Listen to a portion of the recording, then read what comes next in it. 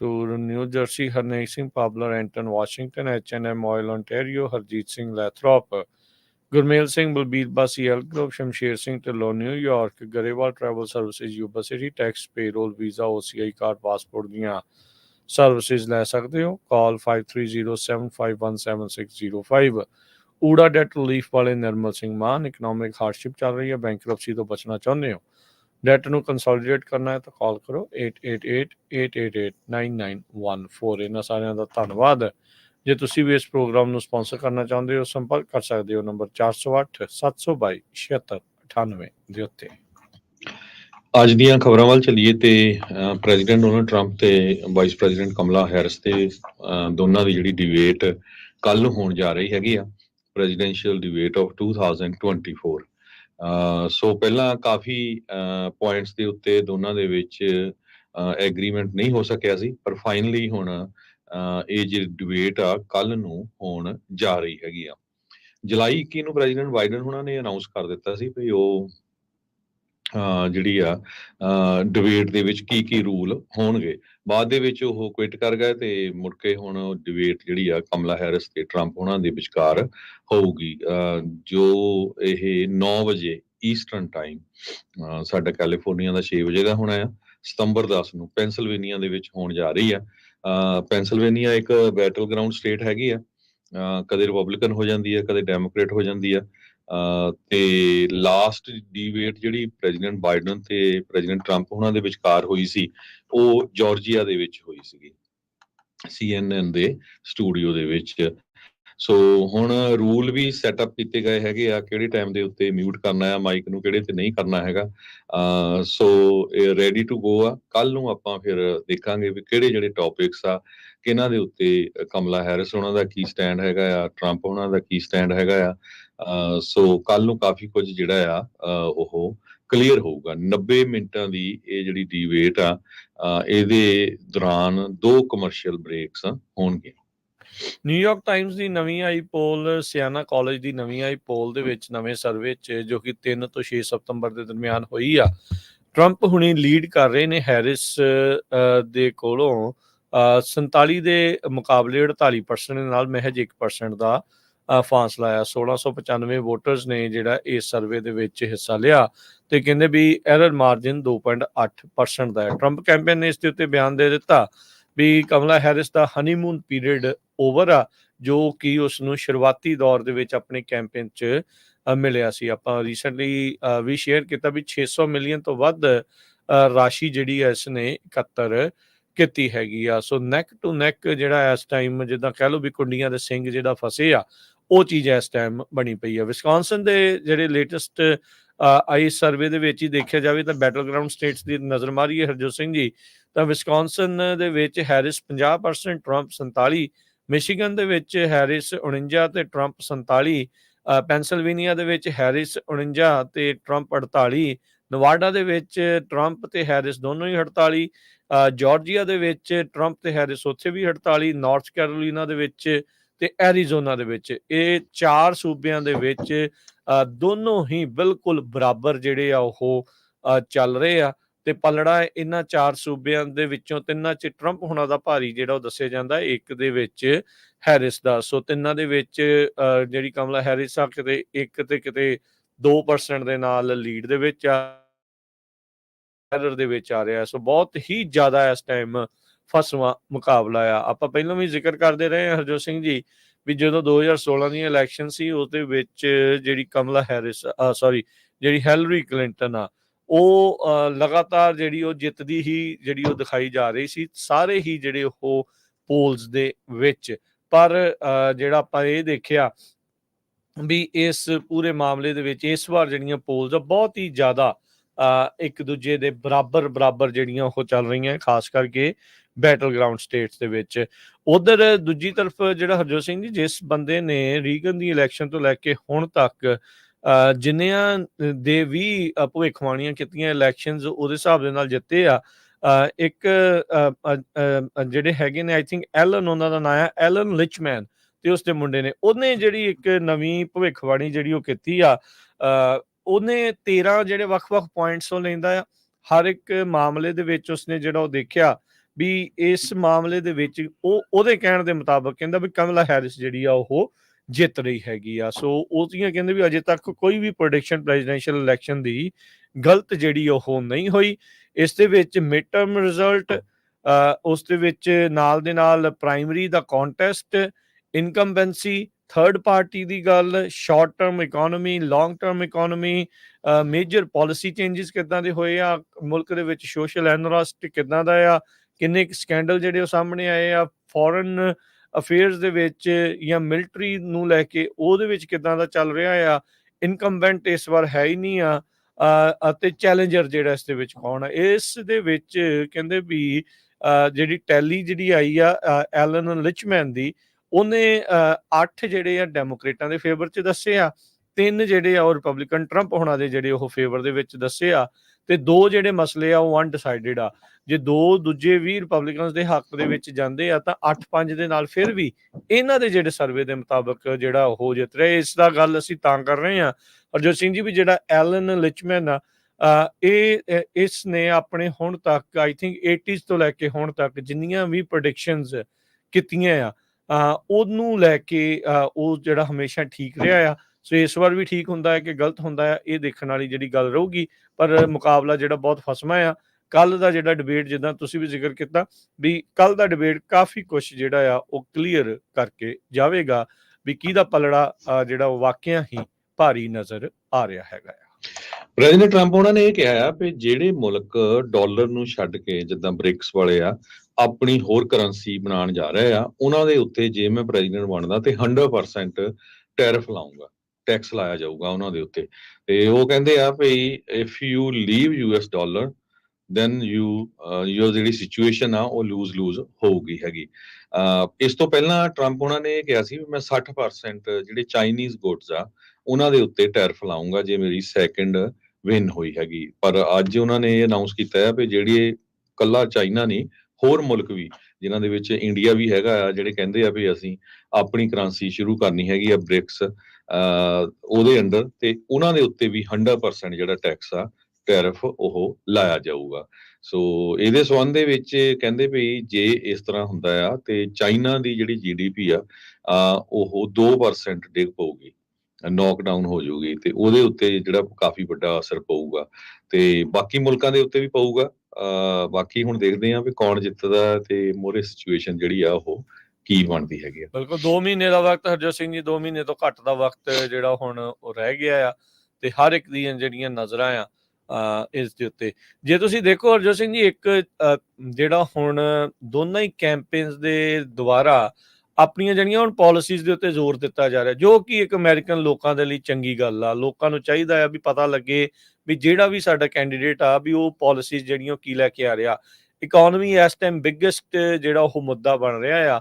Immigration ਦਾ ਮੁੱਦਾ ਜਿਹੜਾ ਉਹ ਸੀਰੀਅਸ ਤਾਂ ਹੈਗਾ ਹੀ ਹੈਗਾ ਆ, ਪਰ ਡੈਮੋਕ੍ਰੇਟਾਂ ਨੇ ਉਸ ਨੂੰ ਨਜਿੱਠਣ ਦੇ ਲਈ ਇਹ ਜਿਹੜੀਆਂ ਰੀਸੈਂਟਲੀ CLP ਥਰਡ ਕੰਟਰੀ ਦੇ ਵਿੱਚ ਉਹ ਜਿਹੜੀਆਂ ਚੀਜ਼ਾਂ ਤੇ ਹੁਣ ਰੋਕਾਂ ਜਿਹੜੀਆਂ ਉਹਨਾਂ ਨੇ ਲਾਈਆਂ ਆ, ਉਸ ਨੂੰ ਬੈਲੈਂਸ ਕਰਨ ਦੀ ਜਿਹੜੀ ਉਹਨਾਂ ਦੀ ਦਰਕਾਰ ਜਿਹੜੀ ਇਹਨਾਂ ਜਿਹੜੇ ਸਾਰੇ ਪਾਲਿਸੀਜ਼ ਨੂੰ ਲੈ ਕੇ ਜਿਹੜੀ ਉਹ ਨਜ਼ਰ ਆ ਰਹੀ ਹੈਗੀ ਆ। ਸੋ ਇਕੋਨਮੀ ਇਸ ਟਾਈਮ ਮੈਨੂੰ ਲੱਗਦਾ ਹਰਜੋਤ ਸਿੰਘ ਜੀ ਸਭ ਤੋਂ ਅਹਿਮ ਤੇ ਬਿਗੇਸਟ ਜਿਹੜਾ ਉਹ ਮੁੱਦਾ ਰਹਿਣ ਵਾਲਾ ਆ। ਜਿਸ ਤਰੀਕੇ ਦੇ ਨਾਲ ਰਿਸੈਸ਼ਨ ਦੀ ਗੱਲ, ਫੈਡ ਦੇ ਇੰਟਰਸਟ ਰੇਟ ਕੱਟਸ ਮੈਨੂੰ ਲੱਗਦਾ ਇਸ ਵੀਕ ਦੇ ਵਿੱਚ ਆ ਜਾਣੇ ਆ, ਉਹਦੇ ਨਾਲ ਕਿੱਦਾਂ ਦਾ ਅਸਰ ਪੈਂਦਾ, ਪੋਲਸ ਦੇ ਉੱਤੇ ਕੀ ਅਸਰ ਪਊਗਾ, ਇਹ ਜਿਹੜੀ ਇੱਕ ਵੱਡੀ ਜਿਹੜੀ ਗੱਲ ਰਹੇਗੀ। ਤੇ ਬਾਕੀ ਆਪਾਂ ਆਪਣੇ ਜਿੰਨੇ ਵੀ ਸਾਡੇ ਸਰੋਤੇ ਦਰਸ਼ਕ ਆ ਸੁਣ ਰਹੇ ਆ, ਦੇਖ ਰਹੇ ਆ, ਉਹਨਾਂ ਨੂੰ ਆਪਾਂ ਦੱਸਦੇ ਜਾਈਏ, ਜੇ ਤੁਸੀਂ 18 ਸਾਲ ਤੋਂ ਉੱਤੇ ਆ, US ਦੇ ਸਿਟੀਜ਼ਨ ਆ ਤੇ ਅਜੇ ਤੱਕ ਵੋਟ ਦੇ ਲਈ ਤੁਸੀਂ ਰਜਿਸਟਰ ਨਹੀਂ ਕੀਤਾ ਤੇ ਭਾਈ ਵੋਟ ਰਜਿਸਟਰ ਕਰੋ ਤੇ ਆਪਣੇ ਪਸੰਦੀਦਾ ਕੈਂਡੀਡੇਟ ਨੂੰ ਜਿਹੜੀ ਉਹ ਵੋਟ ਪਾਉਣੀ ਨਾ ਭੁੱਲਿਓ। ਪ੍ਰੈਜ਼ੀਡੈਂਸ਼ੀਅਲ ਇਲੈਕਸ਼ਨ ਦੇ ਨਾਲ ਨਾਲ ਜਿਹੜੀਆਂ ਤੁਹਾਡੀਆਂ ਲੋਕਲ ਸਿਟੀ ਕਾਉਂਸਲ ਦੀਆਂ ਜਿਹੜੀਆਂ ਹੁੰਦੀਆਂ ਆ, ਸੁਪਰਵਾਈਜ਼ਰਸ ਦੀਆਂ ਹੁੰਦੀਆਂ ਆ, ਸ਼ੈਰਿਫ ਦੀਆਂ ਹੁੰਦੀਆਂ, ਜੱਜਿਸ ਦੀਆਂ ਹੁੰਦੀਆਂ, ਵੱਖ-ਵੱਖ ਬੌਂਡਸ ਆ, ਮੈਜਰਸ ਆ, ਕਈਆਂ ਦੇ ਲਈ ਸਕੂਲ ਦੇ ਨਾਲ ਸੰਬੰਧਿਤ ਆ, ਜਿੱਦਾਂ ਕੈਲੀਫੋਰਨੀਆ ਦੇ ਵਿੱਚ ਉਹ ਪ੍ਰੋਪ 47 ਨੂੰ ਉਲਟਾਉਣ ਵਾਲਾ ਆ। ਹੋਰ ਬਹੁਤ ਸਾਰੇ ਜਿਹੜੇ ਇਦਾਂ ਦੇ ਮੈਜਰਸ ਤੇ ਬੌਂਡਸ ਆਉਣੇ ਆ, ਉਹਨਾਂ ਦਾ ਵੀ ਜਿਹੜਾ ਧਿਆਨ ਰੱਖ ਕੇ ਤੁਸੀਂ ਵੋਟ ਜ਼ਰੂਰ ਪਾਉਣੀ ਹੈਗੀ। ਅਗਲੀ ਖਬਰ ਵੱਲ ਚੱਲੀਏ ਤੇ ਚਾਈਨਾ ਨੂੰ ਲੈ ਕੇ ਹਜੇ ਪ੍ਰੈਜ਼ੀਡੈਂਸ਼ੀਅਲ ਇਲੈਕਸ਼ਨ ਤਾਂ ਹੋਣੀ ਆ, ਰਿਜ਼ਲਟ ਆਣੇ ਆ। ਉਹ ਤੋਂ ਪਹਿਲਾਂ ਜਿਹੜੀ US ਦੀ ਕਾਂਗਰਸ ਆ ਉਹ ਪੂਰੇ ਗਰਮ ਹੋਏ ਪਏ ਹੈਗੇ ਆ ਵੀ ਚਾਈਨਾ ਦੇ ਉੱਤੇ ਕਿੱਦਾਂ ਦੇ ਜਿਹੜੇ ਹੋਰ ਸਟ੍ਰਿਕਟ ਰੂਲਸ ਆ ਉਹ ਆਪਾਂ ਲਾ ਸਕਦੇ ਹੈਗੇ ਆ। ਚਾਈਨਾ ਵੀਕ ਕਰਕੇ ਇਹ ਇਸ ਵੀਕ ਨੂੰ ਗਿਣਿਆ ਜਾ ਰਿਹਾ ਆ, ਜਿਹਦੇ ਉੱਤੇ ਕਹਿੰਦੇ ਪਏ CCP ਐਸਪੀਓਨਾਜ ਤੇ ਇਕਨੋਮਿਕ ਐਡਵਾਂਸਸ ਉਹਨਾਂ ਦੇ ਉੱਤੇ ਵਰਕਆਊਟ ਕੀਤਾ ਜਾਊਗਾ। 3 ਵੀਕ ਕੰਮ ਹੋਣਾ ਹੈ ਕੈਪੀਟਲ ਹਿੱਲ ਦੇ ਉੱਤੇ। ਨਵੰਬਰ ਦੇ ਵਿੱਚ ਫਿਰ ਇਲੈਕਸ਼ਨ ਆ ਜਾਣੀ ਹੈਗੀ ਆ, ਤੇ ਰਿਪਬਲਿਕਨ ਇਸ ਟਾਈਮ ਕਾਂਗਰਸ ਦੇ ਵਿੱਚ ਮੈਜੋਰਟੀ 'ਚ ਆ, ਬੜੀ ਥਿਨ ਮੈਜੋਰਟੀ 'ਚ ਆ। ਸੋ ਉਹ ਕਹਿੰਦੇ ਆ ਵੀ ਅਸੀਂ ਬਿੱਲ ਲੈ ਕੇ ਆ ਰਹੇ ਹਾਂ ਜਿਹੜਾ ਚਾਈਨੀਜ਼ ਸਪਾਈਵੇਅਰ ਨੂੰ ਅਮਰੀਕਾ ਦੇ ਵਿੱਚੋਂ ਰੂਟ ਆਊਟ ਕਰ ਦਊਗਾ, ਵੀ ਕੋਈ ਵੀ ਬੰਦਾ ਕੋਈ ਵੀ ਕੰਪਨੀ ਜਿਹੜੇ ਚਾਈਨੇ ਦੇ ਸਪਾਈਵੇਅਰ ਹੈਗੇ ਉਹਨਾਂ ਨੂੰ ਯੂਜ਼ ਨਹੀਂ ਕਰ ਸਕੂਗਾ। ਤੇ ਇਹ ਇੱਕ ਟਫ ਡਿਸੀਜਨ ਹੋਊਗਾ ਇਲੈਕਸ਼ਨ ਤੋਂ ਪਹਿਲਾਂ, ਜਿਹਦੇ ਵਿੱਚ ਮੈਜੋਰਟੀ ਲੀਡਰ ਸਟੀਵ ਸਕੈਲੀਜ਼ ਉਹਨਾਂ ਨੇ ਇਹ ਕਿਹਾ ਹੈਗਾ ਭਈ ਇਹਦੇ ਉੱਤੇ ਅਸੀਂ ਬਹੁਤ ਜ਼ਿਆਦਾ ਵਰਕਆਊਟ ਕਰ ਰਹੇ ਹੈਗੇ ਆ, ਤੇ ਸਾਨੂੰ ਜਿਹੜੀ ਆ ਡੈਮੋਕ੍ਰੇਟਸ ਵੱਲੋਂ ਵੀ ਜਿਹੜੀ ਸਪੋਰਟ ਆ ਉਹ ਇਸ ਬਿੱਲ ਦੇ ਉੱਤੇ ਚਾਹੀਦੀ ਹੈਗੀ ਆ। ਕਹਿੰਦੇ ਵੀ ਸਾਨੂੰ ਰੀਅਲ ਬਾਈ ਪਾਰਟੀਸ਼ਨ ਸਪੋਰਟ ਚਾਹੀਦੀ ਆ ਇਸ ਬਿੱਲ ਦੇ ਉੱਤੇ, ਰਿਪਬਲਿਕਨਸ ਜਿਹੜੇ ਕਹਿ ਰਹੇ ਹੈਗੇ ਆ। ਤੇ ਇਸ ਤੋਂ ਬਿਨਾਂ ਜਿਹੜੀਆਂ ਚਾਈਨੀਜ਼ ਮੇਡ ਇਲੈਕਟ੍ਰਿਕ ਵਹੀਕਲਸ ਆ ਉਹਨਾਂ ਦੇ ਉੱਤੇ $7500 ਦਾ ਜਿਹੜਾ ਟੈਕਸ ਕ੍ਰੈਡਿਟ ਦਿੱਤਾ ਗਿਆ ਆ ਬਾਈਡਨ ਐਡਮਿਨਿਸਟ੍ਰੇਸ਼ਨ ਵੱਲੋਂ, ਉਸ ਨੂੰ ਵੀ ਅਨਡੂ ਕਰਨ ਦੀ ਕੋਸ਼ਿਸ਼ ਕੀਤੀ ਜਾ ਰਹੀ ਹੈਗੀ ਆ ਇਸ ਕਾਂਗਰਸ ਵੱਲੋਂ। ਸੋ ਵੀ ਜੇ ਉਹ ਬਿੱਲ ਨੂੰ ਜਿਹੜਾ ਆ ਉਹ ਬਿਲਕੁਲ ਕੈਂਸਲ ਕਰ ਦਿੱਤਾ ਜਾਵੇ ਤਾਂ ਕਿ ਜਿਹੜੀਆਂ ਚਾਈਨੀਜ਼ ਮੇਡ ਇਲੈਕਟ੍ਰਿਕ ਵਹੀਕਲਸ ਆ ਉਹਨਾਂ ਨੂੰ USA ਦੇ ਵਿੱਚ ਜਿਹੜਾ ਕ੍ਰੈਡਿਟ ਨਾ ਮਿਲੇ ਜੇ ਕੋਈ ਖਰੀਦਦਾ ਹੈਗਾ। ਤੇ ਕਹਿੰਦੇ ਭਈ ਇਹਦਾ ਮੇਨ ਫੋਕਸ ਹੋਊਗਾ ਵੀ end Chinese dominance of electric vehicle act. ਇਹ ਕੈਰਲ ਮਿਲਰ ਜੋ ਵਰਜੀਨੀਆ ਤੋਂ ਆ ਉਹ ਇਸ ਬਿੱਲ ਨੂੰ ਲੈ ਕੇ ਆ ਰਹੇ ਹੈਗੇ ਆ। ਇਸ ਤੋਂ ਬਿਨਾਂ ਇੱਕ ਬਿੱਲ ਜਿਹੜਾ ਆ ਉਹ US ਫਾਰਮਲੈਂਡ ਦੇ ਲਈ ਜਿਹੜਾ ਚਾਈਨਾ ਤੋਂ ਸਮਾਨ ਆਉਂਦਾ ਆ ਉਸ ਨੂੰ ਜਿਹੜਾ ਬੰਦ ਕੀਤਾ ਜਾਊਗਾ। ਚਾਈਨੀਜ਼ ਐਂਟੀਟੀਜ਼ ਲਗਭਗ 3,80,000 ਏਕੜ ਐਗਰੀਕਲਚਰ ਲੈਂਡ USA ਦੇ ਵਿੱਚ ਸੰਨ 2023 ਤੱਕ ਓਨ ਕਰਦੇ ਹੈਗੇ ਆ। ਸੋ ਇਹ ਕਾਫੀ ਵੱਡਾ ਜਿਹੜਾ ਅਮਾਉਂਟ ਹੈਗਾ ਆ। ਸੋ ਚਾਈਨੀਜ਼ ਓਨਡ ਕੰਪਨੀਆਂ ਇਸ ਜ਼ਮੀਨ ਨੂੰ ਇੱਥੇ ਜਿਹੜੀਆਂ ਓਨ ਕਰਦੀਆਂ ਹੈਗੀਆਂ। ਜੀ ਬਿਲਕੁਲ। ਅੱਜ ਹੀ ਜਿਹੜਾ ਹਰਜੋਤ ਸਿੰਘ ਜੀ ਵਾਸ਼ਿੰਗਟਨ ਪੋਸਟ ਦੇ ਵਿੱਚ ਜਿਹੜੇ ਰਿਪਬਲਿਕਨ ਸੈਨੇਟਰ ਨੇ ਫਲੋਰੀਡਾ ਤੋਂ ਮਾਰਕੋ ਰੂਬੀਓ, ਉਹਨਾਂ ਨੇ ਆਪਣਾ ਇੱਕ ਓਪੀਨੀਅਨ ਜਿਹੜਾ ਐਡੀਟੋਰੀਅਲ ਆ ਉਹ ਛਾਪਿਆ ਆ। ਉਹ ਕਹਿੰਦੇ ਵੀ ਬੀਜਿੰਗ ਚਾਈਨਾ ਜਿਹੜਾ ਆ US ਦੀ ਇਕਨੋਮੀ ਦੀ ਸੁਪਰਮੇਸੀ ਆ ਉਸ ਨੂੰ ਨਸ਼ਟ ਕਰਨ ਦੇ ਲਈ, ਡਿਸਟਰੋਏ ਕਰਨ ਦੇ ਲਈ ਲੱਗਾ ਹੋਇਆ ਆ, ਤੇ ਕਹਿੰਦੇ ਵੀ ਉਹ ਆਪਣੇ ਟਾਰਗੇਟ ਨੂੰ ਬਹੁਤ ਜਲਦ ਪੂਰਾ ਵੀ ਕਰ ਸਕਦਾ ਆ। ਕਹਿੰਦੇ ਵੀ US ਇਸ ਟਾਈਮ ਕੰਪਲੇਸੈਂਟ ਆ, ਢਿੱਲ ਜਿਹੜੀ ਉਹਨਾਂ ਨੇ ਦਿੱਤੀ ਹੋਈ ਆ, ਤੇ ਇਹਨਾਂ ਦਾ ਜਿਹੜਾ ਐਡਵਰਸਰੀ ਆ ਯਾਨੀ ਕਿ ਇਸ ਟਾਈਮ ਜਿਹੜਾ ਦੁਸ਼ਮਣ ਮੁਲਕ ਆ ਜਿਸ ਨੂੰ ਚਾਈਨਾ ਜਿਹੜਾ ਉਹ ਪੇਸ਼ ਕੀਤਾ ਜਾ ਰਿਹਾ ਆ ਵੀ ਉਹ ਇਸ ਟਾਈਮ ਸਭ ਤੋਂ ਤਗੜਾ, ਸਭ ਤੋਂ ਐਡਵਾਂਸਡ ਜਿਹੜਾ ਐਡਵਰਸਰੀ ਆ ਮੁਲਕ ਜਿਹੜਾ ਤੌਰ ਦੇ ਉੱਤੇ ਦੇਖਣ ਨੂੰ ਮਿਲ ਰਿਹਾ ਆ। ਕਹਿੰਦੇ ਵੀ ਇਹਨਾਂ ਨੇ ਚਾਈਨਾ ਨੇ ਮੇਡ ਇਨ ਚਾਈਨਾ 2025 ਰਿਲੀਜ਼ ਕੀਤਾ ਸੀਗਾ, ਜਿਹੜੀ ਚਾਈਨੀਜ਼ ਕਮਿਊਨਿਸਟ ਪਾਰਟੀ ਆ, ਤੇ ਕਹਿੰਦੇ ਵੀ ਉਹਨਾਂ ਨੇ ਉਸ ਦੇ ਜ਼ਰੀਏ ਹੁਣ ਤੱਕ ਦੁਨੀਆ ਦੇ ਉੱਤੇ ਕਾਫੀ ਕਾਬੂ ਵੀ ਪਾਇਆ ਆ। 2015 ਦੇ ਵਿੱਚ,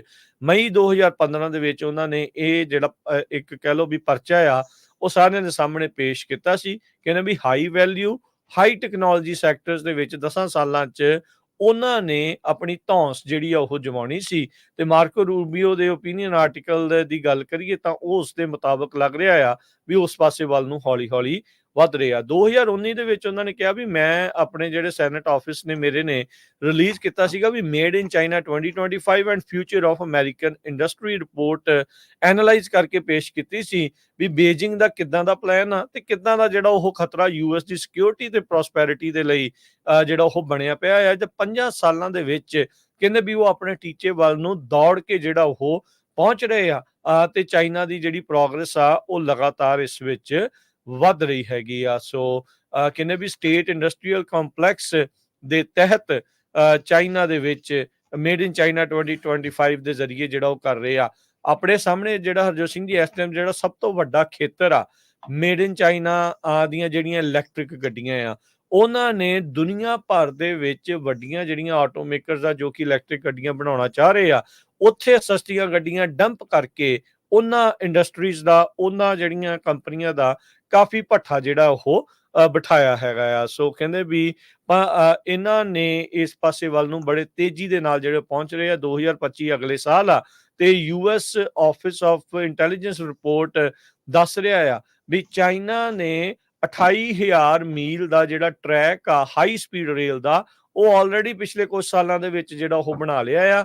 ਉਹਨਾਂ ਦਾ ਜਿਹੜਾ 80% ਜਿਹੜਾ global solar power supply chain ਆ, ਉਸ ਦੇ ਉੱਤੇ ਚਾਈਨਾ ਜਿਹੜਾ ਉਹ ਪੂਰੀ ਤਰ੍ਹਾਂ ਕਾਬਜ਼ ਆ। ਤੇ ਇਲੈਕਟ੍ਰਿਕ ਗੱਡੀਆਂ ਦਾ ਮੈਂ ਤੁਹਾਨੂੰ ਆਲਰੇਡੀ ਇਸ ਦੇ ਵਿੱਚ ਦੱਸ ਚੁੱਕਾ ਹਾਂ। ਸੋ ਕਹਿੰਦੇ ਵੀ 5 ਹੋਰ ਅਜਿਹੀਆਂ ਫੀਲਡ ਨੇ ਜਿਹਦੇ ਵਿੱਚ ਬੀਜਿੰਗ ਦਾ ਇੰਡਸਟਰੀਅਲ ਪਾਲਿਸੀ ਉਹ ਅੰਡਰ ਪਰਫਾਰਮ ਤਾਂ ਚਾਹੇ ਉਹ ਕਰ ਰਹੀ ਆ, ਪਰ ਬਹੁਤ ਹੀ ਥੋੜੇ ਜਿਹੜੇ ਉਹ ਮਾਰਜਨ ਦੇ ਵਿੱਚ। ਕਹਿੰਦੇ ਵੀ ਚਾਈਨਾ ਦਾ ਜਿਹੜਾ ਸਪੇਸ ਦਾ ਖੇਤਰ ਆ, ਜਿਹੜੀ ਪੁਲਾੜ ਦੇ ਵਿੱਚ ਜਾਣ ਵਾਲਾ ਆ, ਉਹ ਅਮਰੀਕਾ ਤੇ ਰੂਸ ਦੇ ਜਿਹੜਾ ਉਹ ਟੱਕਰ ਦੇ ਰਿਹਾ ਆ। ਡਰੋਨ ਦੇ ਵਿੱਚ ਜਿਹੜਾ ਉਹ ਬਣਾਉਣ ਨੂੰ ਲੈ ਕੇ ਉਹ 70% ਜਿਹੜੀ ਇੰਡਸਟਰੀ ਆ ਉਹਨਾਂ ਨੇ ਕੈਪਚਰ ਕੀਤੀ ਆ। ਬਾਇਓਟੈਕ ਜਿਹੜੀਆਂ ਕੰਪਨੀਆਂ ਆ ਜੋ ਕਿ ਵੈਸਟਰਨ ਕੈਪੀਟਲ ਦੇ ਉੱਤੇ ਪੂਰੀ ਤਰ੍ਹਾਂ ਨਿਰਭਰ ਆ, ਪਰ ਫਿਰ ਵੀ ਉਸ ਦੇ ਵਿੱਚ ਨਵਾਂ ਮਟੀਰੀਅਲ ਤੇ ਰਿਸਰਚ ਤੇ ਡਿਵੈਲਪਮੈਂਟ ਬੇਸ ਜਿਹੜਾ ਉਹਨਾਂ ਨੇ ਬਣਾਇਆ ਹੈਗਾ ਆ। ਰੋਬੋਟਿਕਸ ਦੇ ਵਿੱਚ ਉਹ ਅੱਗੇ ਵੱਧ ਰਹੇ ਆ। ਮਾਈਕਰੋਚਿਪ ਮੈਨੂਫੈਕਚਰਿੰਗ ਦੇ ਵਿੱਚ ਹੀ ਅਜੇ ਹਾਲ ਦੀ ਘੜੀ ਯੂਐਸ ਕਹਿੰਦੇ ਵੀ ਉਹ ਸਟਰੋਂਗ ਹੈਗਾ ਆ। ਨਹੀਂ ਤਾਂ ਕਹਿੰਦੇ ਵੀ ਚਾਈਨਾ ਵਾਲੇ ਜੇ ਉਹਦੇ ਵਿੱਚ ਵੀ ਅੱਗੇ ਲੰਘ ਗਏ ਤਾਂ ਉਹਨਾਂ ਨੂੰ ਰੋਕਣਾ ਫਿਰ ਨਾਕਾਮਯਾਬ ਜਿਹੜਾ ਉਹ ਹੋਊਗਾ। ਚਾਈਨਾ ਦਾ ਜਿਹੜਾ ਕਹਿੰਦੇ ਵੀ ਖੇਤੀਬਾੜੀ ਵਾਲਾ ਖੇਤਰ ਆ, ਉਹ ਸੈਕਟਰ ਜਿਹੜਾ ਆ ਉਹ ਅਜੇ ਪਰਫਾਰਮ ਜਿਹੜਾ ਉਹ ਸੋਹਣਾ ਨਹੀਂ ਕਰ ਰਿਹਾ। ਟ੍ਰੇਡ ਜਿਹੜਾ ਉਹਨਾਂ ਦਾ ਡੈਫਿਸਿਟ ਜਿਹੜਾ ਐਗਰੀਕਲਚਰ ਦਾ ਚੱਲ ਰਿਹਾ ਆ।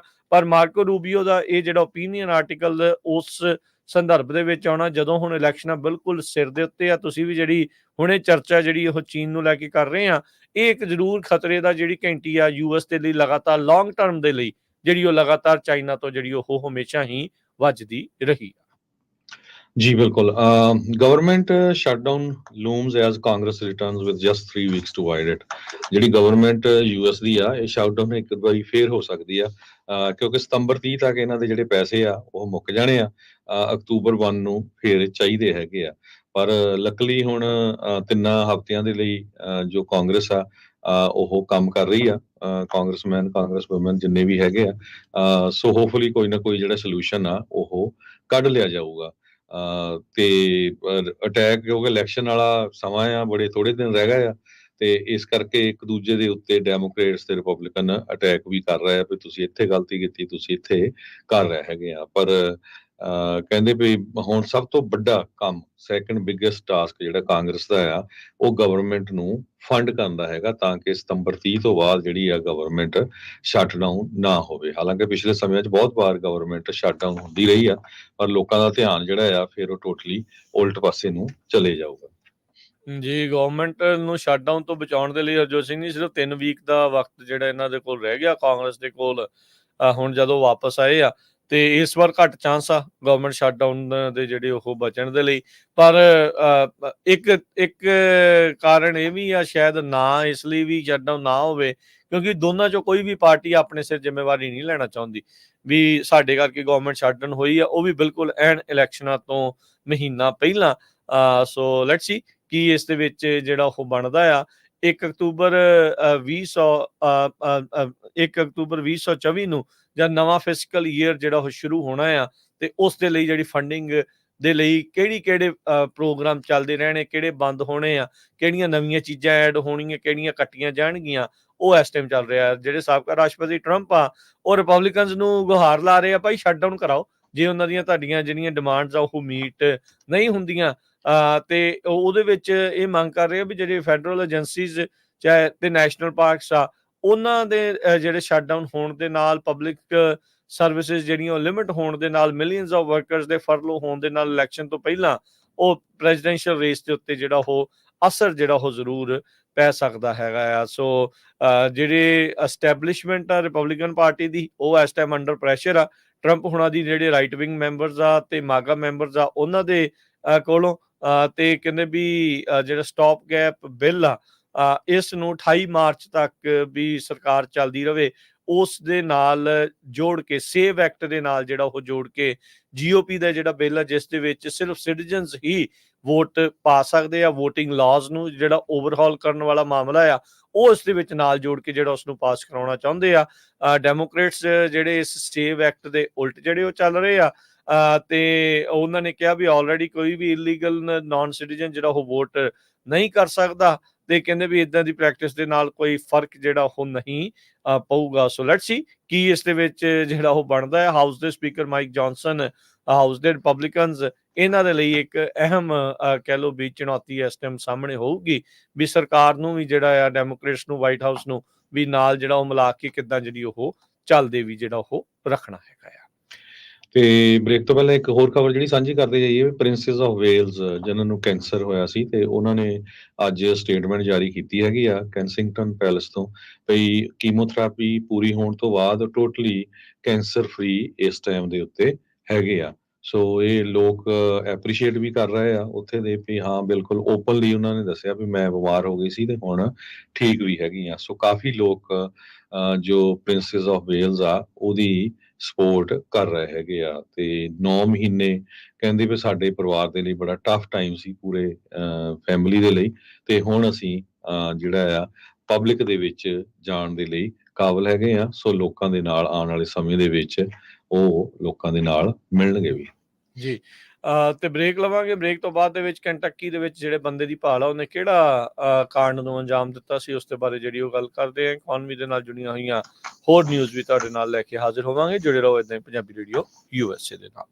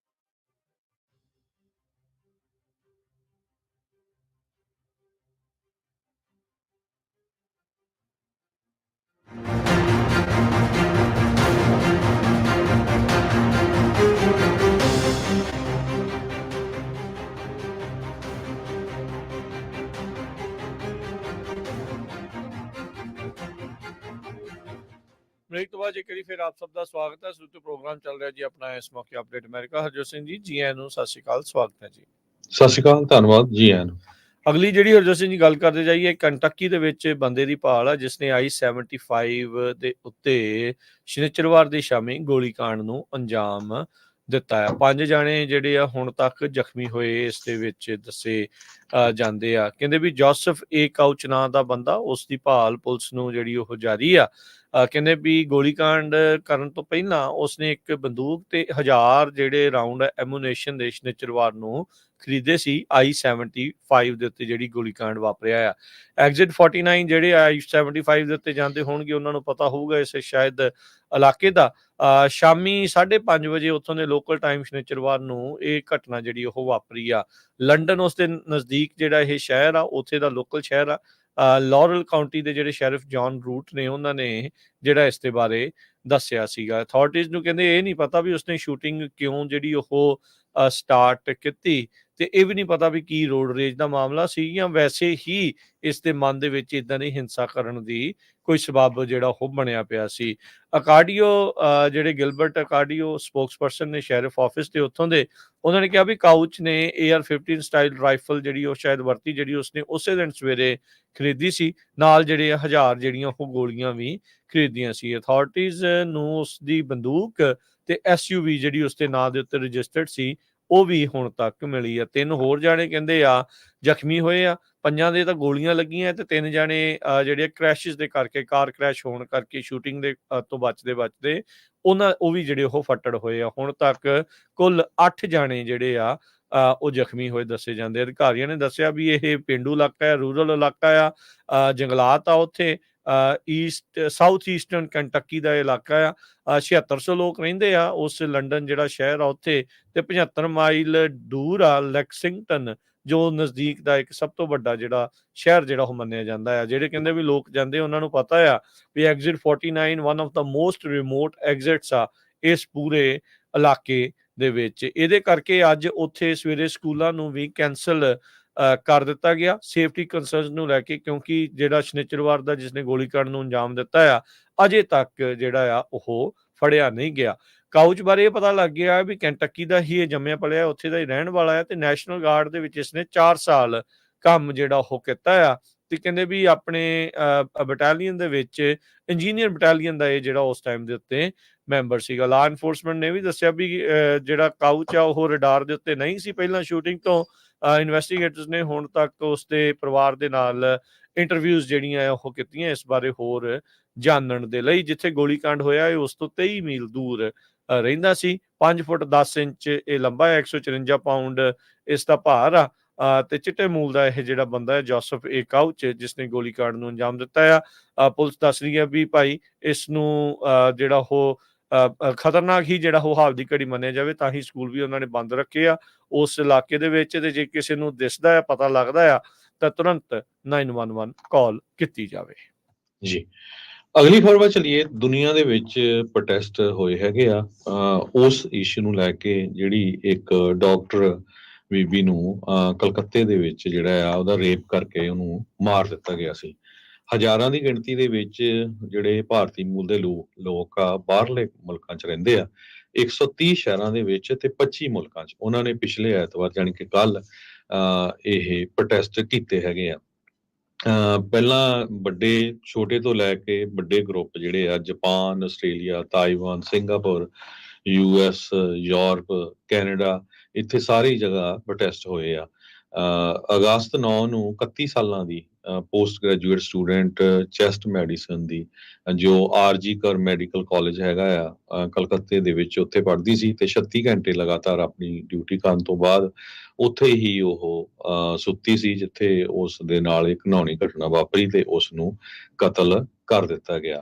ਡਬਲਨ ਕੈਲੀਫੋਰਨੀਆ ਦੇ ਵਿੱਚ ਉੱਥੇ ਵੀ ਜਿਹੜਾ ਪ੍ਰੋਟੈਸਟ ਹੋਇਆ, ਸੈਨ ਫਰਾਂਸਿਸਕੋ ਤੋਂ 35 ਮੀਲ ਦੂਰ ਜਿਹੜਾ ਇਹ ਟਾਊਨ ਹੈਗਾ ਆ।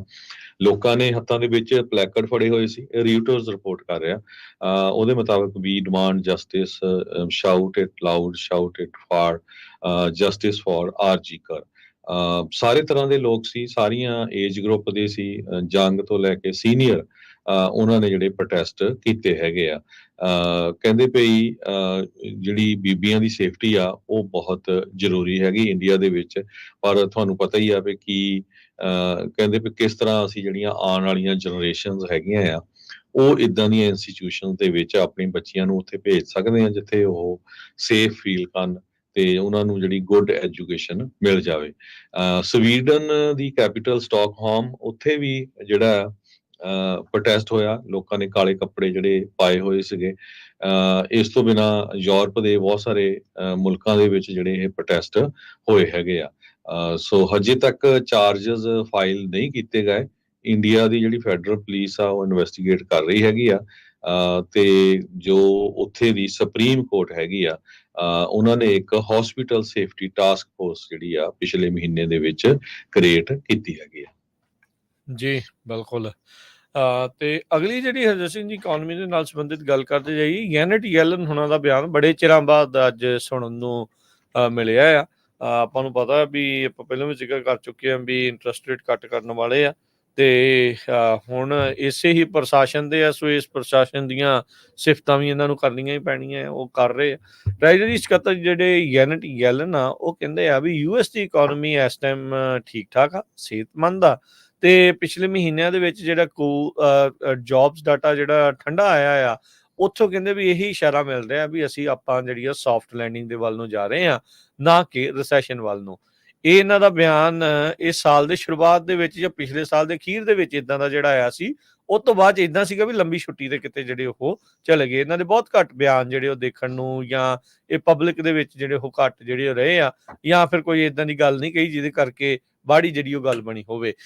ਜੈਨੇਟ ਯੈਲਨ ਨੇ ਕਿਹਾ ਵੀ ਯੂਐਸ ਦੇ ਵਿੱਚ ਜਿਹੜੀਆਂ ਹੁਣ ਅੱਗੇ ਤੁਹਾਨੂੰ ਹੋਰ ਲੇਆਫਸ, ਜਿਹੜੀਆਂ ਮੀਨਿੰਗਫੁਲ ਲੇਆਫਸ ਆ, ਉਹ ਨਹੀਂ ਮਿਲਣਗੀਆਂ, ਤੇ ਇਕਨੋਮੀ ਇਸ ਟਾਈਮ ਰਿਕਵਰੀ ਮੋਡ ਦੇ ਵਿੱਚ ਪੂਰੀ ਤਰ੍ਹਾਂ ਜਿਹੜੀ ਉਹ ਚੱਲ ਰਹੀ ਹੈਗੀ ਆ। ਸੋ ਲੋਕਾਂ ਦਾ ਭਰੋਸਾ ਬਣਾਉਣ ਦੇ ਲਈ ਜਾਂ ਮੰਨਣ ਦੇ ਲਈ ਜਿਹੜੇ ਜੈਨੇਟ ਯੈਲਨ ਹੁਣਾਂ ਦਾ ਇਹ ਜਿਹੜਾ ਇਹ ਬਿਆਨ ਇਸ ਟਾਈਮ ਆਇਆ ਹੈਗਾ ਆ। ਸੋ ਕਹਿੰਦੇ ਵੀ ਆਪਾਂ ਦੇਖਿਆ ਸੀਗਾ ਵੀ ਸ਼ੁਰੂਆਤ ਦੇ ਵਿੱਚ ਕਿਸ ਤਰੀਕੇ ਦੇ ਨਾਲ ਹਾਇਰਿੰਗ ਫਰੈਂਜ਼ੀ ਜਿਹੜੀ ਉਹ ਦੇਖੀ ਸੀ, ਉਹ ਹੁਣ ਟੋਟਲੀ ਜਿਹੜੀ ਇਸ ਟਾਈਮ ਘਟ ਚੁੱਕੀ ਆ, ਤੇ ਆਪਾਂ ਮੀਨਿੰਗਫੁਲ ਲੇਆਫਸ ਜਿਹੜੀਆਂ ਆ ਉਹ ਦੇਖ ਰਹੇ ਆ। ਸੋ ਭਾਈ ਜਿਨ੍ਹਾਂ ਦੀਆਂ ਜੌਬਸ ਜਾ ਰਹੀਆਂ ਆ, ਜੈਨੇਟ ਯੈਲਨ ਕਹਿ ਰਹੀ ਹੈ ਵੀ ਨਹੀਂ ਇਹ ਲੋੜ ਹੀ ਸੀਗੀ, ਇਹ ਮੀਨਿੰਗਫੁਲ ਸੀਗੀਆਂ, ਤਾਂ ਤੁਹਾਨੂੰ ਲੇਆਫ ਜਿਹੜਾ ਉਹ ਕਰ ਰਹੇ ਆ। ਸੋ ਇਹ ਦੇਖੋ ਕਿੱਦਾਂ ਲੋਕਾਂ ਨੂੰ ਟਵਿਸਟ ਜਿਹੜਾ ਉਹ ਕਰ ਦਿੰਦੇ ਆ। ਜੇ ਇੱਕ ਬੰਦੇ ਦੀ ਜਿਹੜੀ ਰੋਜੀ ਰੋਟੀ ਚਲੇ ਜਾਂਦੀ ਹੈ, ਤੇ ਉਹਨੂੰ ਮੀਨਿੰਗਫੁਲ ਲੇਆਫ ਕਹਿ ਕੇ ਜਿਹੜੇ ਆ ਲੋਕਾਂ ਨੂੰ ਪਤਾ ਨਹੀਂ ਉਹਦਾ ਚਾਰ ਪਾਉਣਾ ਲੋਕਾਂ ਨੇ, ਜਾਂ ਕੀ ਜਿਹੜਾ ਉਸ ਦੇ ਵਿੱਚ ਕਰਨਗੇ। ਬਾਕੀ ਇਕਨੋਮੀ ਨੂੰ ਲੈ ਕੇ ਆਪਾਂ ਦੇਖਿਆ ਵੀ ਪਿਛਲੇ ਮਹੀਨੇ ਦੇ ਜਿਹੜੇ ਆંકੜੇ ਆ ਉਹ ਵੀ ਇੰਨੇ ਗੁੱਡ ਤਾਂ ਨਹੀਂ ਆ। 1,42,000 ਹੀ ਜਿਹੜੀਆਂ ਨਾਨ ਫਾਰਮ ਜੌਬਸ ਉਹ ਕ੍ਰੀਏਟ ਹੋਈਆਂ ਆ। ਇਹਦੇ ਕਰਕੇ ਆਪਾਂ ਇਹ ਵੀ ਦੇਖਿਆ ਸੀਗਾ ਵੀ ਪਿਛਲੇ ਵੀਕ ਦੇ ਵਿੱਚ ਸਟਾਕ ਮਾਰਕੀਟ ਕਾਫੀ ਜ਼ਿਆਦਾ ਥੱਲੇ ਵੱਲ ਨੂੰ ਵੀ ਜਿਹੜੀ ਗਈ ਸੀਗੀ। ਡਾਓ ਜੋਨ ਵਾਲੇ ਮੰਨਦੇ ਸੀਗੇ ਵੀ 1,61,000 ਜਿਹੜੀਆਂ ਜੌਬਸ ਕ੍ਰੀਏਟ ਹੋਣਗੀਆਂ, ਪਰ ਉਸ ਤੋਂ ਵੀ ਤਕਰੀਬਨ 20,000 ਦਾ ਆંકੜਾ ਘੱਟ ਜਿਹੜਾ ਉਹ ਨਜ਼ਰ ਜਿਹੜਾ ਹੋ ਆਇਆ ਆ। ਅਨਇੰਪਲੋਇਮੈਂਟ ਦੀ ਜਿਹੜੀ ਦਰ ਆ 4.2% ਦੇ ਉੱਤੇ ਜਿਹੜੀ ਉਹ ਰਹੀ ਹੈਗੀ ਆ। ਸੋ ਸਟਾਕ ਮਾਰਕੀਟ ਦੇ ਵਿੱਚ ਆਪਾਂ ਦੇਖਿਆ ਵੀ ਸੈਲ ਆਫ ਜਿਹੜਾ ਉਹ ਕਾਫੀ ਹੋਇਆ ਆ। ਪਰ ਅੱਜ ਜਿਹੜਾ ਹਰਜੋਤ ਸਿੰਘ ਜੀ ਡਾਓ ਜੋਨ ਇੱਕ ਵਾਰੀ ਫਿਰ ਇਹਨਾਂ ਦੇ ਬਿਆਨ ਜੇ ਆਇਆ ਆ, ਇਸ ਦੀ ਚਰਚਾ ਜਿਹੜੀ ਚੱਲੀ ਆ, ਤੇ 600 ਪੁਆਇੰਟ ਅੱਜ ਤਾਂ ਵੱਲ ਨੂੰ ਜਿਹੜਾ ਉਹ ਚੱਲ ਰਿਹਾ ਹੈਗਾ ਆ। ਸੋ 1.5% ਇਸ ਦੇ ਵਿੱਚ ਵਾਧਾ ਦੇਖਣ ਨੂੰ ਮਿਲ ਰਿਹਾ, ਤੇ S&P 500 ਵੀ 1.2% ਉੱਤੇ ਚੱਲ ਰਿਹਾ, ਜਿਸ ਟਾਈਮ ਦੇ ਉੱਤੇ ਆਪਾਂ ਹੁਣ ਤੁਹਾਡੇ ਨਾਲ 9:45 ਵਜੇ ਸਵੇਰ ਦੇ ਕੈਲੀਫੋਰਨੀਆ ਦੇ ਟਾਈਮ ਦੇ ਹਿਸਾਬ ਦੇ ਨਾਲ ਗੱਲ ਕਰ ਰਹੇ ਹੈਗੇ ਆ। ਹਰਜੋਤ ਸਿੰਘ ਜੀ ਆਵਾਜ਼ ਨਹੀਂ ਆ ਰਹੀ। ਅਗਲੀ ਖਬਰ ਵੱਲ ਚੱਲੀਏ, ਤੇ ਜੇ ਮਾਰਗੇਜ ਦੇ ਰੇਟਸ ਨੂੰ ਲੈ ਕੇ ਗੱਲਬਾਤ ਕਰੀਏ, USA ਦੇ ਵਿੱਚ ਮਾਰਗੇਜ ਦੇ ਰੇਟਸ ਕਹਿੰਦੇ ਵੀ ਆਲਮੋਸਟ 1 ਪੁਆਇੰਟ ਡਾਊਨ ਗਏ ਹੈਗੇ ਆ ਇਸ ਕੁਆਟਰ ਦੇ ਵਿੱਚ, 98 ਬੇਸਿਸ ਪੁਆਇੰਟ। ਸੋ ਲੋਕ ਧੜਾ ਜਿਹੜੇ ਰੀਫਾਈਨਾਂਸ ਕਰ ਰਹੇ, ਪਰ ਹਜੇ ਫੈਡਰਲ ਰਿਜ਼ਰਵ ਬੋਰਡ ਨੇ ਇੰਟਰਸਟ ਰੇਟ ਲੋਅ ਕਰਨ ਦੇ ਲਈ ਅਨਾਉਂਸ ਕਰਨਾ। ਸੋ ਲੱਗਦਾ ਆ ਵੀ ਹੋਰ ਇੰਟਰਸਟ ਰੇਟ ਜਿਹੜੇ ਆ ਉਹ ਡਾਊਨ ਜਾਣਗੇ। ਯਾਹੂ ਫਾਈਨਾਂਸ ਦੇ ਮੁਤਾਬਕ ਜ਼ੀਲੋ ਨੇ ਜੋ ਡਾਟਾ ਰਿਲੀਜ਼ ਕੀਤਾ, ਉਹਨਾਂ ਨੇ ਕਿਹਾ ਵੀ 30 year fixed mortgage rate right now ਜਿਹੜੇ ਆ 5.77% ਦੇ ਉੱਤੇ ਆ, ਤੇ 15 ਸਾਲਾਂ ਦੇ ਜਿਹੜੇ ਮਾਰਗੇਜ ਰੇਟ ਆ ਉਹ 5.07% ਦੇ ਉੱਤੇ ਹੈਗੇ ਆ। ਸੋ ਕਹਿੰਦੇ ਪਏ ਗੁੱਡ ਟਾਈਮ ਆ ਘਰ ਖਰੀਦਣ ਦੇ ਲਈ, ਇਹ ਜ਼ੀਲੋ ਤੇ ਯਾਹੂ ਫਾਈਨਾਂਸ ਜੋ ਆ ਉਹ ਦੱਸ ਰਹੇ ਹੈਗੇ।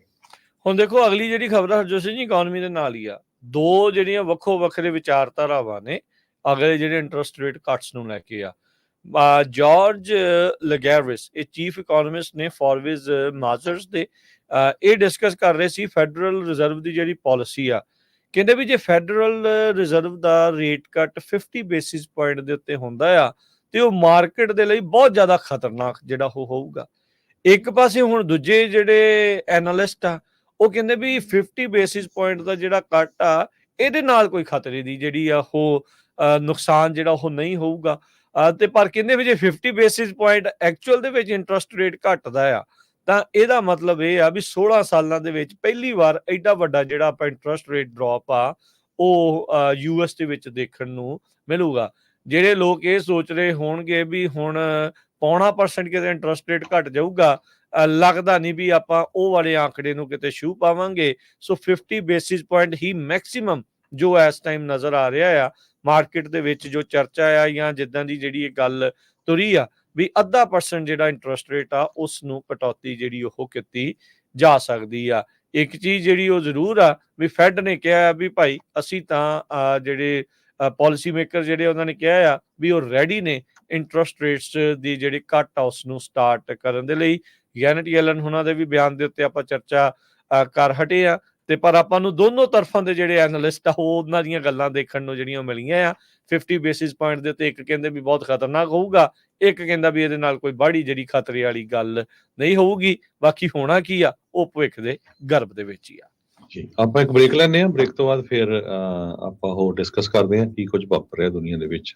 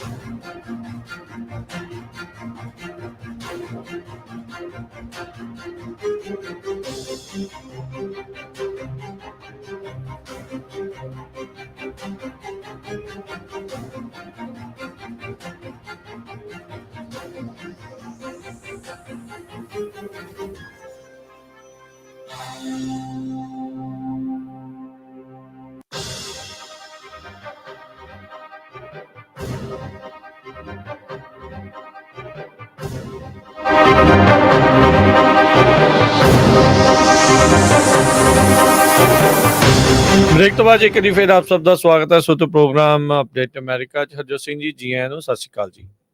ਸਤਿ ਸ਼੍ਰੀ ਅਕਾਲ, ਧੰਨਵਾਦ ਜੀ ਆਇਆਂ ਨੂੰ। ਅਗਲੀ ਖਬਰ ਆਪਾਂ ਜਿਹੜੀ ਸਾਡੀ ਸਟੇਟ ਕੈਲੀਫੋਰਨੀਆ ਉਹਦੀ ਸਾਂਝੀ ਕਰਦੇ ਜਾਈਏ। ਪਿਛਲੇ ਵੀਕਐਂਡ ਦੇ ਦੌਰਾਨ ਜਾਣੀ ਕਿ ਸੈਚਰਡੇ ਤੇ ਸੰਡੇ ਬਹੁਤ ਤੇਜ਼ੀ ਦੇ ਨਾਲ ਸਦਰਨ ਕੈਲੀਫੋਰਨੀਆ ਦੇ ਵਿੱਚ ਅੱਗਾਂ ਜਿਹੜੀਆਂ ਕਾਫੀ ਅੱਗਾਂ ਵਧੀਆਂ ਹੈਗੀਆਂ। ਕਹਿੰਦੇ ਭਈ ਇੱਕ ਟਾਈਮ ਦੇ ਉੱਤੇ ਤਾਂ ਸਿਚੁਏਸ਼ਨ ਇਹ ਬਣੀ ਵੀ 36,000 ਦੇ ਕਰੀਬ ਸਟਰਕਚਰਸ ਜਿਨ੍ਹਾਂ ਦੇ ਵਿੱਚ ਸਿੰਗਲ ਫੈਮਿਲੀ ਹੋਮ ਆ, ਅਪਾਰਟਮੈਂਟਸ ਆ, ਉਹ ਇਹਦੀ ਭੇਂਟ ਚੜ ਸਕਦੀਆਂ ਹੈਗੀਆਂ।